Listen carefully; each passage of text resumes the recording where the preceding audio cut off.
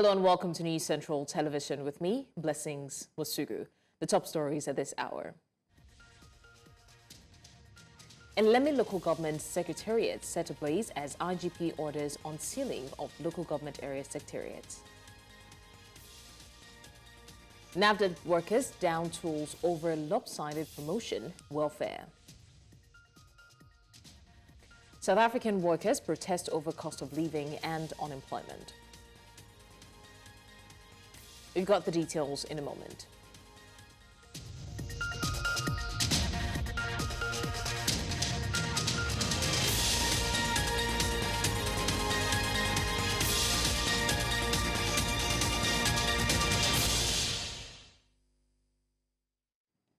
Let's begin with updates from the local government polls in River State, where the State Police Command has unsealed all 23 local government area secretariats in the state following the election and swearing in of new chairmen. Now, this was confirmed in a statement by the command spokesperson, Grace Iringe-Koko, early on Monday morning. She said the newly deployed Commissioner of Police, CP Mustapha Bala, acting on the orders of the IGP Kayode Egbetokun, has ordered the immediate withdrawal of all police personnel previously deployed to seal and safeguard the council secretariat in the state. The development was after Governor Siminalayi Fubara had sworn in 23 newly elected local government chairmen in the state. Similarly, some disagreement was said to have ensued in the Ahoada East of River State following lifting of the 3-month ban on the Local Government Area Secretariat by the Inspector General of Police, Kayode Egbetokun, on Monday. Ahoada East is the local government area of the Chief of Staff to the Governor, Edison Ehie. It was reported that police officers were seen firing into the air to disperse persons who tried to resist the resumption of the Ahoada East chairman on Monday. A statement by the command spokesperson, Grace Iringe-Koko, early on Monday morning had directed the reopening of all the 23 local government area secretariats in the state. Meanwhile, a section of the Eleme Local Government Area Secretariat in River State has been set ablaze.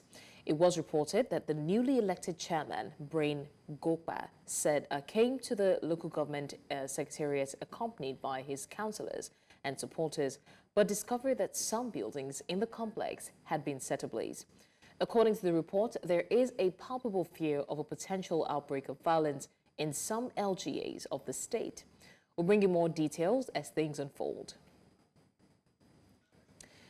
Now, earlier on, the state governor, Siminalayi Fubara, raised alarm about his detractors who are mobilizing 20 people per political unit and allegedly instructed to attack the newly sworn-in chairman and councillors when they report to their various council secretariats to resume duties. The governor, however, advised the chairman not to confront the situation should it happen or fight anywhere.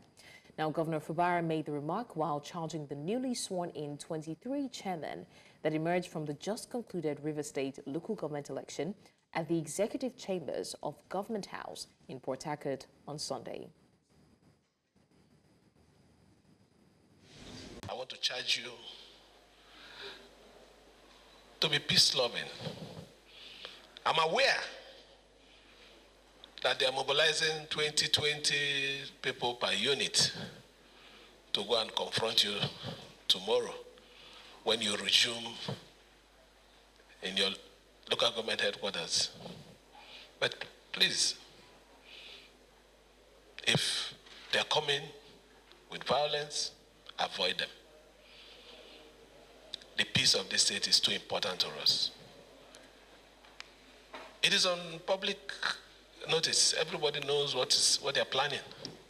But please, I want to beg every one of you, follow my approach.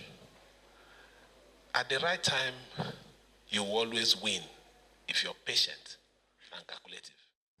Now, to discuss more on this, we're joined by the chairman, River State Ethnic Youth Leaders Coalition, Legbosi Yamabana. Thank you so much, Legbosi, for joining us. Thank you for having me. It's a pleasure. Now, Legbosi, how do you see the power struggle between the governor, Siminalayi Fubara, and Nyesom Wike impacting the political landscape in River State in the coming months? Well, the issue has nothing whatsoever to do with the governor. Just like you heard the governor spoke. The governor is a man of peace, and he has demonstrated that in all fora. And so we, the Rivers Youth, we commend the governor very well, because if not for his peaceful disposition, perhaps Rivers State could have been on fire by now. But thank God for the kind of man Governor Fubara is.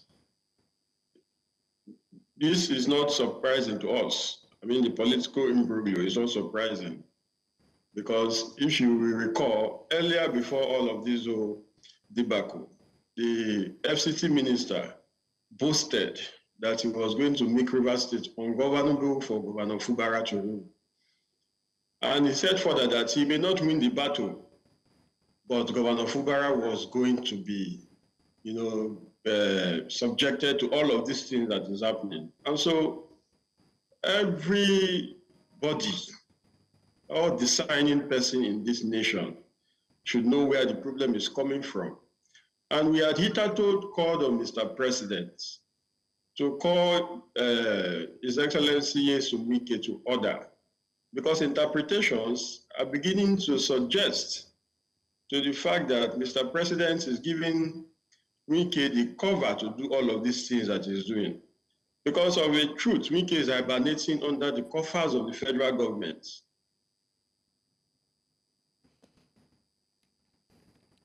And federal mind.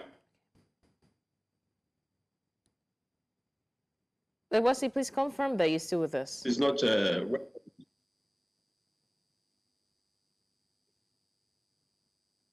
Okay. Wasi, can you confirm that you're still with us, please?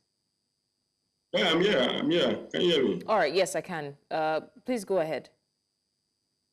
Yeah. So we wanted a situation whereby stakeholders across this country should start talking about this issue, and pinpointing it the way it is. Because this whole thing borders on the former governor trying to becoming a clock in the wheel of governance in Rivers State. Otherwise, I cannot fathom why local government elections in the state has been conducted, and this morning we are having issues. Some local government secretariats have been set ablaze, people have been attacked, and this is becoming too much for us to bear as Rivers youths.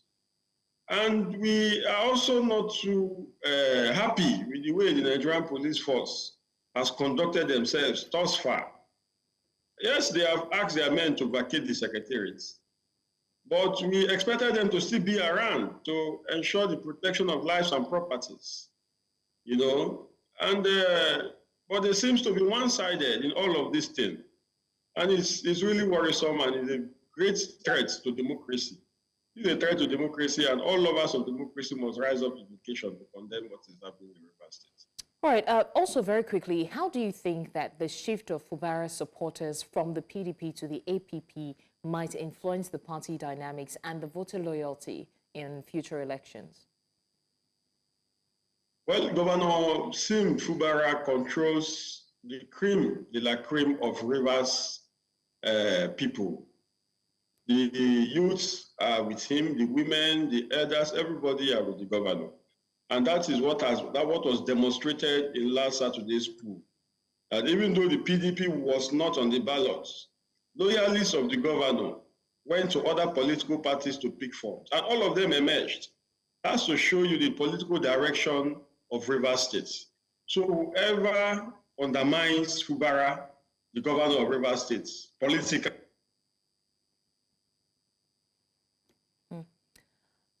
Okay. Of the matter. And so the politics of Rivers State, this period is concerned, Governor Fubara is the one in charge. Okay. Very quickly, what implications could the PDP's decision to challenge the election results in court have on the political stability of the state? Going to court is a good thing to do, The man that goes to court is a man that is a peaceful man.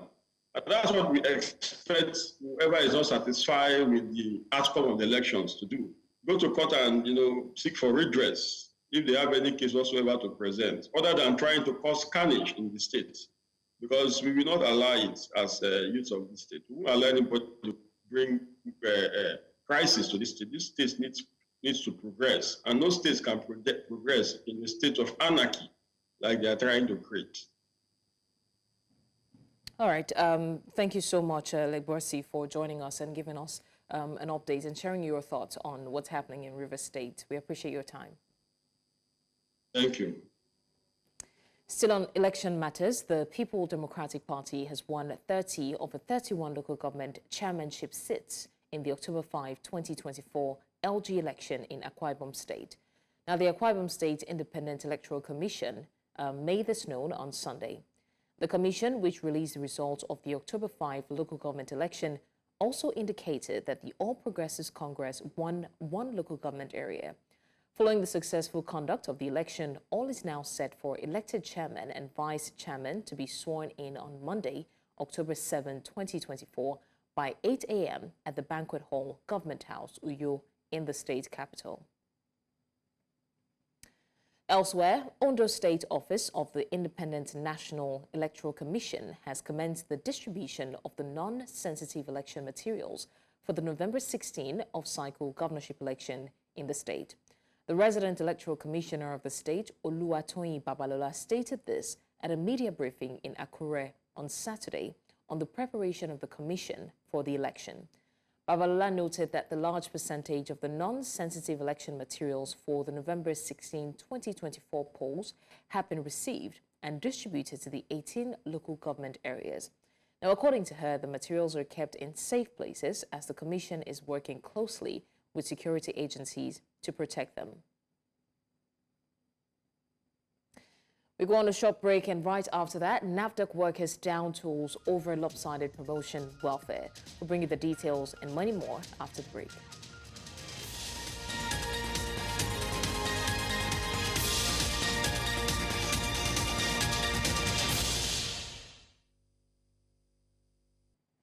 Thanks for staying with us on the news. Now, the Senior Staff Association of Statutory Corporations and Government-Owned Companies, an affiliate of the Trade Union Congress of the National Agency for Food and Drug Administration and Control, NAFDAC, have begun an indefinite strike. The workers' indefinite strike is over the failure of the management to address certain issues regarding the welfare of its members. The aggrieved workers said the move was necessary after several meetings with the management over critical issues that have to do with promotions, salaries, and the general welfare of the staff, which failed to yield positive results. Now, several reports indicate that Lagos State is facing a severe environmental concern due to the high volume of plastic not properly dispensed, mainly from single-use plastic SUPs, such as PET bottles and sachet water containers. Now, due to their non-biodegradable nature, these materials pose health dangers, clog drainage systems, and pollute the environment. In an attempt to solve these problems, the government decided to outlaw SUPs beginning in January 2025, although this could present financial and practical difficulties for locals and companies. Confirming the ban at a stakeholders workshop in Lagos, the Commissioner for the Environment and Water Resources, Tokunbo Wahab, explained that the ban set to commence from January 2025 is part of measures by the state government to put in place policy guidelines for plastic utility in further ensuring a sustainable management of plastic waste, healthy and safe environment. Now, joining us to discuss this is Joshua Padu, Secretary Guide of Water Purifiers and Researchers of Nigeria, GOPAN. Thank you so much for joining us, Joshua. Thank you very much. It's an absolute pleasure. Now, Joshua, many Nigerians, particularly those in Lagos, were unaware of this prohibition until last week. Some people are just finding out today. So tell us, how long have you known that this will be happening? Okay, thank you. The first time we have the knowledge of this was when we had a meeting. We had our meeting, our association meeting 2 weekends ago. So the president of the association broke the news to us. And from there, we started making discussion on the next step to take if the ban is actually going to be effected. So it was basically 2 weeks ago. Right. And as soon as that news went viral, the first thought that entered your mind was how these businesses will handle it and how it would affect your daily operations, isn't it? Of course. Exactly. That is what really giving us a concern. Because we look at it, the nylon supply production chain from the people that are producing nylon, that is the plain nylon for us, the major material they use are polythene. And this polythene, as I speak, they are imported. And you know what it means when you are importing such material from foreign countries. Already we are having a challenge. The price of white nylon is skyrocketed already. So what comes to mind is how are we going to get this material? Because the company producing this material too, they are in business to make profit. So they will also be looking at if this ban is effected, how is it going to affect them? Nobody will want to import a materials that at the end of the day, it will not be useful. So what is they come to our mind is, if these people, if we don't have enough material, it will surely affect our operations. It will affect our operations. Right. And now that we are aware of this, what changes, if any, will you be making prior to the ban going into force? Yes. As the secretary of the association, and I'm also the secretary of the manufacturing group of ASBON, Association of Small Business Owners of Nigeria. We've been engaging our research fellows in other sectors as to look at what is the next thing we need to do. And from the few discussions we have, we look at the alternative. What is the alternative? And what are the alternatives available for sachet water and PET bottles water? So we are able to discover about 4 alternatives. That is ceramic, glass, stainless, and biodegradable plastics.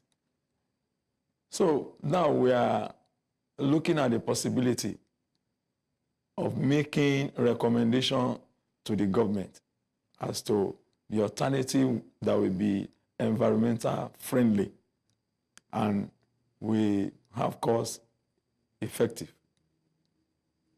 Okay, I would also like to know, what difficulties do you envisage in terms of money, customer acceptance, operational adjustments in the move away from the PET bottles and sachet dispensing water? Yes.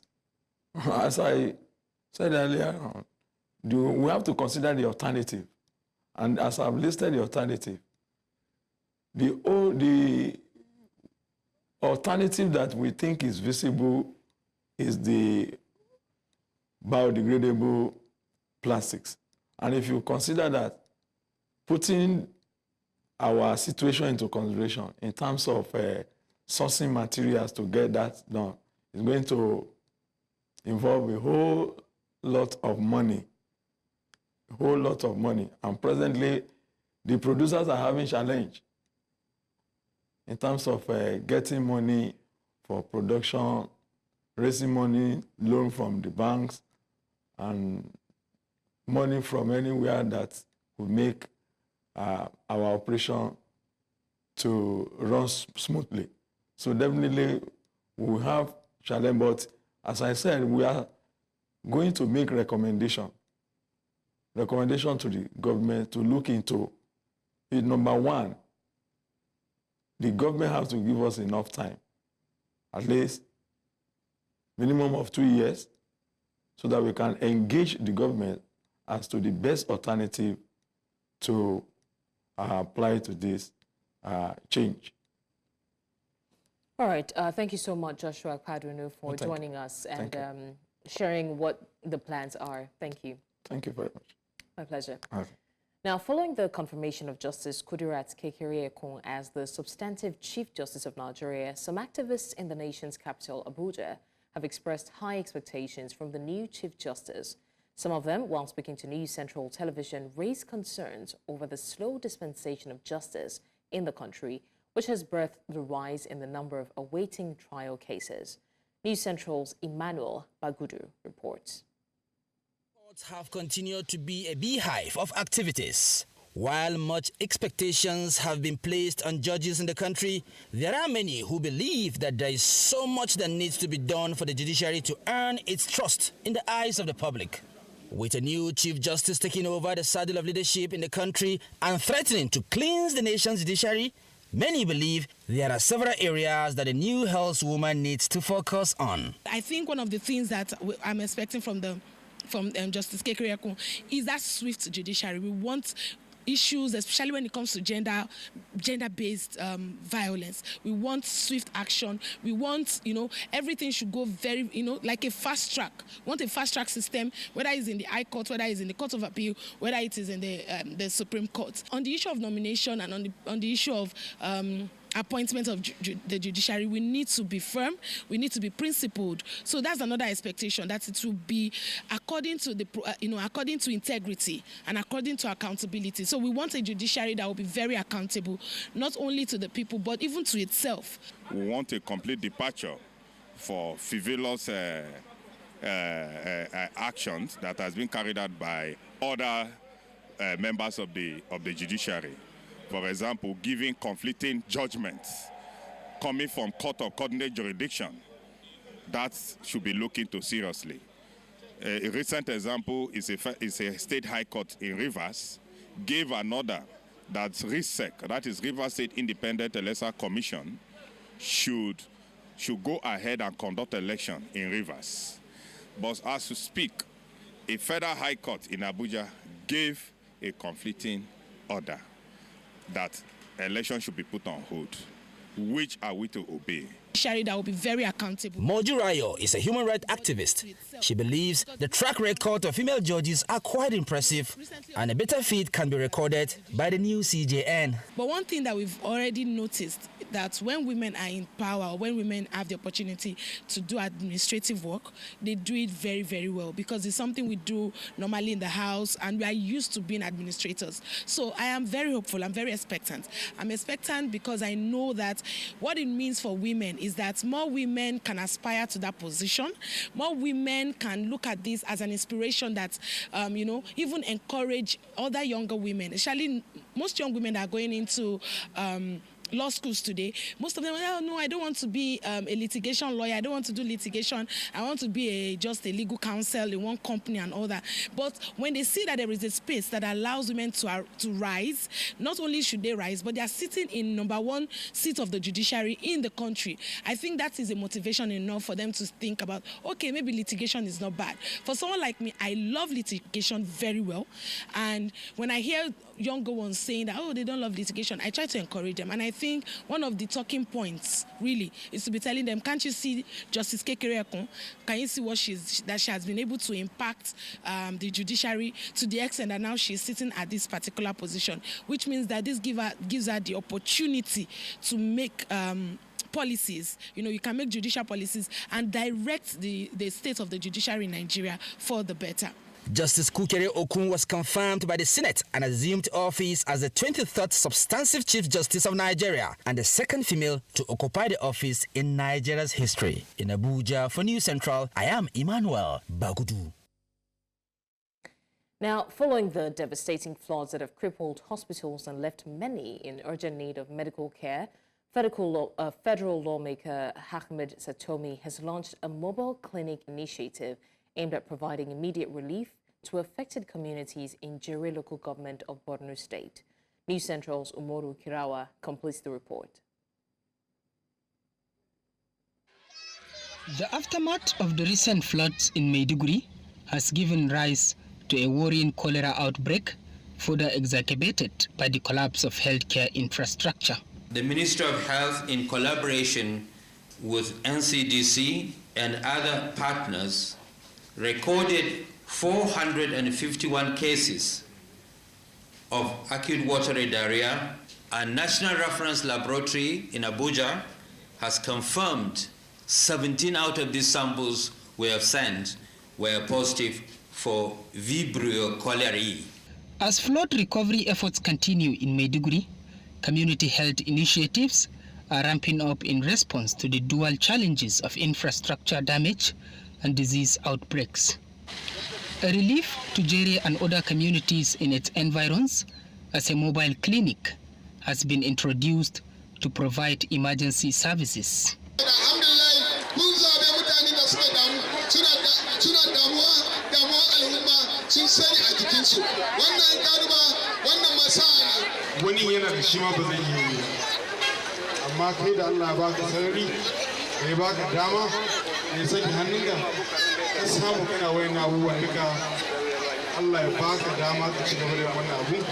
The outreach, which began this week, is set to deliver essential medical services, and the people are happy with the development.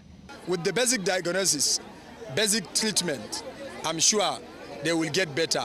And those that require secondary health issues, this constituency office and this program will guide them. And you know there are no any, I challenge and I said it in the media, that there is no any proper nutritional project going on in this country.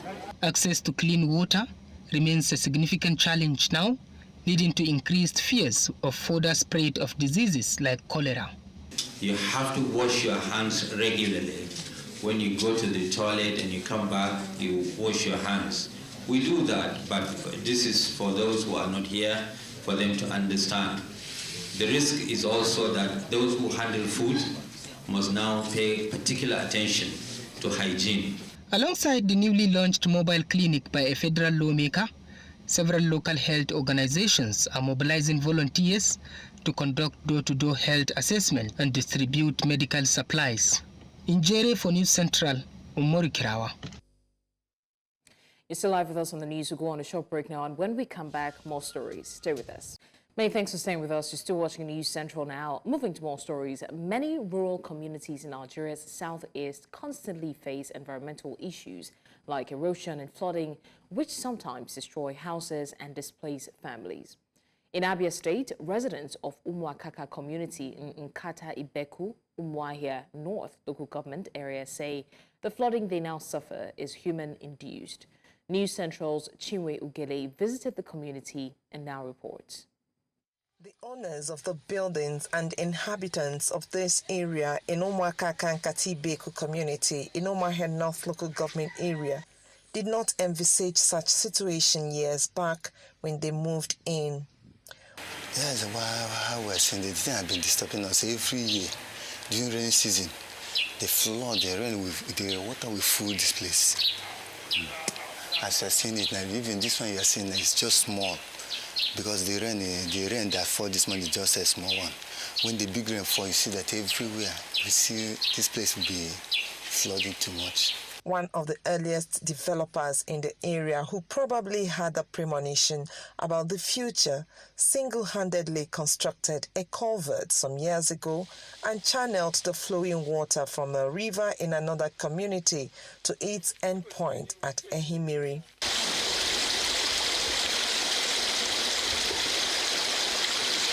But as the years rolled by, they began to witness and experience flooding from a formerly flowing water supposedly occasioned by the disruption of its flow by a structure erected by yet-to-be-identified person.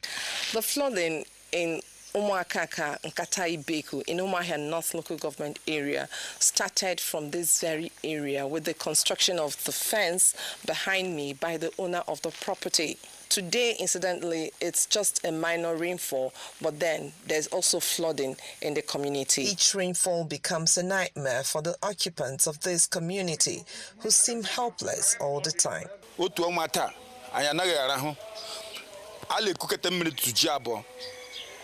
Even in Lotal Araya, home and Millis or Weber. I live with Eba and Cheril Manala to the bullet Yoko, Pupuyabata, no lawyer. Through self-help, the residents have devised different methods of managing the situation after each rainfall. I bought a pump for my area to pump out so that we will only be safe inside. But those without pump used to pack out. Although they claim to have made complaints to the community leadership, no action has been taken in this regard. Even when we reported to the elders of this community, they don't do anything concerning it. They are therefore calling on the state government to come to their aid by constructing drainage that will help control flooding in the community. If they can come and do a drainage at the back of these places, it will help us. Government generally can control the flood. Eme drainage eba, oge nyere anyaka. Emetidura nyoze eba, wage to for the erosion. Oge nyekura anyaka. If they can open up these routes, they call here Une. This is Une route, river Nibeko, Une route. So if they can come to our aid by opening this route and break that foundation that somebody blocked there and allow the flood to pass through, we won't be suffering all these things. Commissioner for Environment in the state, Philemon Obuna, has promised to visit the area to ascertain the cause of the flooding and determine how it can be mitigated. In Umaka for News Central, Chinwe Ugeli. The news continues in North Africa, where Tunisia's incumbent President Kais Saied and his supporters celebrate as they're set to win the country's presidential election with 89.2% support despite a low turnout, according to exit polls. 3 years after Saied staged a sweeping power grab, rights group fear re-election would only further entrench his role in the country, the only democracy to emerge from the Arab Spring uprisings. The Tunisian Electoral Board, ISIE, has said about 9.7 million people were eligible to vote in a country whose population is around 12 million. Only 27.7% of voters turned out to cast their ballots. Over 58% were men and 65% aged between 36 and 60.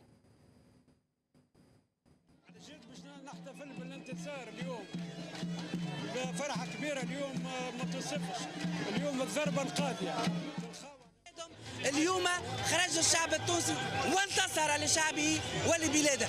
المرحلة القادمة ستكون مرحلة مهمة لأن ستستجيب.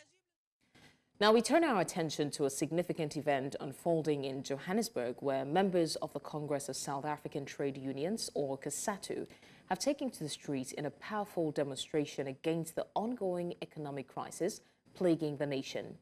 As thousands of workers gather to voice their frustration, they are highlighting the urgent issues of high unemployment, rampant poverty, and stark income inequality challenges that have left many families struggling to make ends meet. And now to world wrap, Israel marks the first anniversary of the October 7 attack by Hamas militants, the deadliest in the country's history, which shocked the nation and sparked the war in Gaza. A series of memorials and rallies have been planned across the country to commemorate the attack, while the military said it was striking Hamas targets in the Gaza Strip. President Isaac Herzog began the day with a moment of silence at 6:29 a.m., the moment the attack began at Kibbutz Reim, the site of the Nova Music Festival, attacked by militants where at least 370 people were killed. In the city of Tel Aviv, families of hostages and supporters called for the return of their loved ones, holding up their pictures while the relatives of victims recall their experiences and mourn their losses. זה עצוב לראות את כל הצעירים האלה שנרצחו.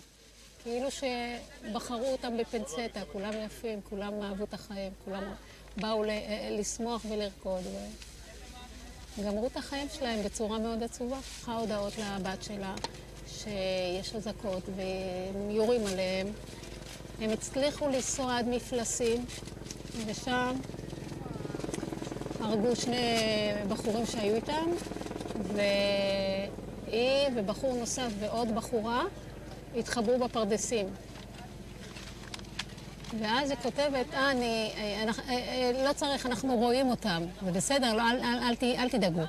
למעשה הם ראו את החיילים, את הנוח'בה, עם מדים של צה"ל. הם חשבו שהם באים לעזור להם. והם עצרו אותם. תחושה מאוד קשה. אותה תחושה קשה כמו לפני שנה. אין שום שוני. כל יום שעובר מאוד קשה. והכאב לא דועך, להפך, הוא רק מתגבר. כי קרין ב-6:30 בבוקר שלחה הודעה שהמסיבה הסתיימה, והיא בדרך הביתה. אוקיי, אז קרין בדרך הביתה, והכנו לנו לשתות קפה. ובגלל שקרין הגיעה לפה עם גבס ברגל, אז היא ביקשה, ערב לפני היא ביקשה שנחליף למצעים. החלפתי למצעים, סידרתי לה את החדר, כי קרין צריכה לחזור, היא בדרך הביתה. ופתאום אנחנו מקבלים הודעה, אם אני לא חוזרת הביתה, תדעו שאני אוהבת אותה. Meanwhile, some Palestinian protesters clashed with Israeli forces in Kafr Kab, north of Jerusalem. This comes on the first anniversary of Hamas' October 7 attack on Israel. In the early hours of October 7, 2023, Hamas launched its attack by firing thousands of rockets towards Israeli border communities. At the same time, Hamas fighters stormed across the border and attacked nearly 50 different sites, including kibbutzim communities, army bases, and the Nova Music Festival. Militants killed festival goers and went door to door in farming communities, shooting residents dead in their homes.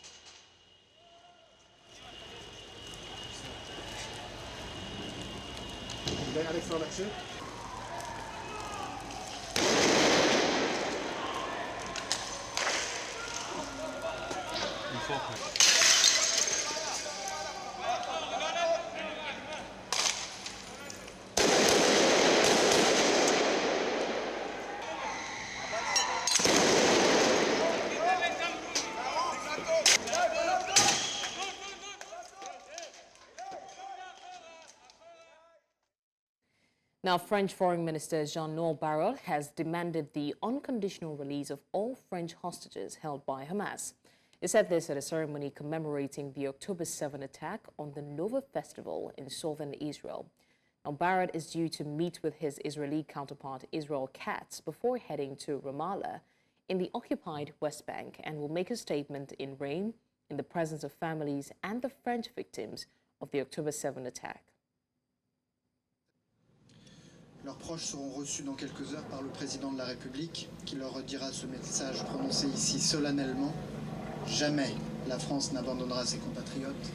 Jamais la France ne cessera d'exiger du Hamas la libération inconditionnelle de tous les otages. En ce jour si douloureux, la France pleure aux côtés d'Israël nos 48 compatriotes victimes de la barbarie. 8 mois après l'hommage rendu par le président de la République dans la cour d'honneur des Invalides, permettez-moi de renouveler les condoléances émues de la nation aux familles brisées.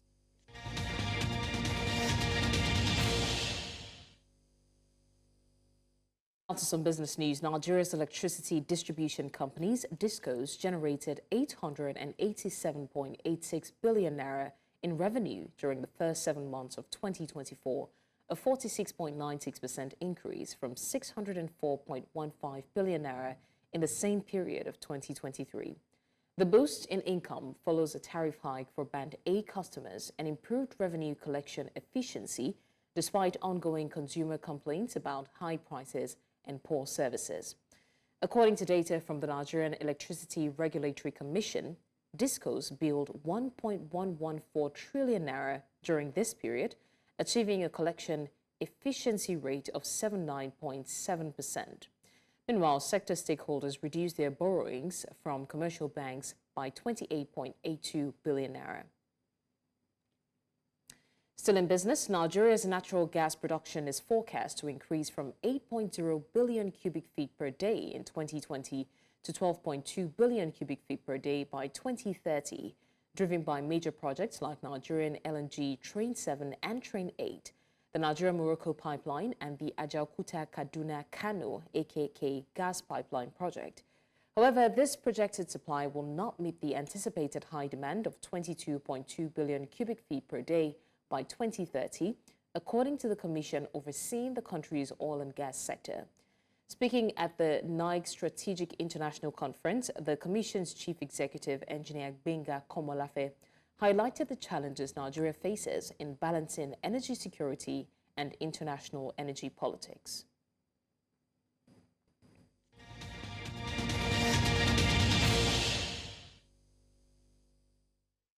And so sports now, former Super Eagles assistant coach Daniel Amokachi officially oversaw his first training session with Lobi Stars today after being appointed head coach.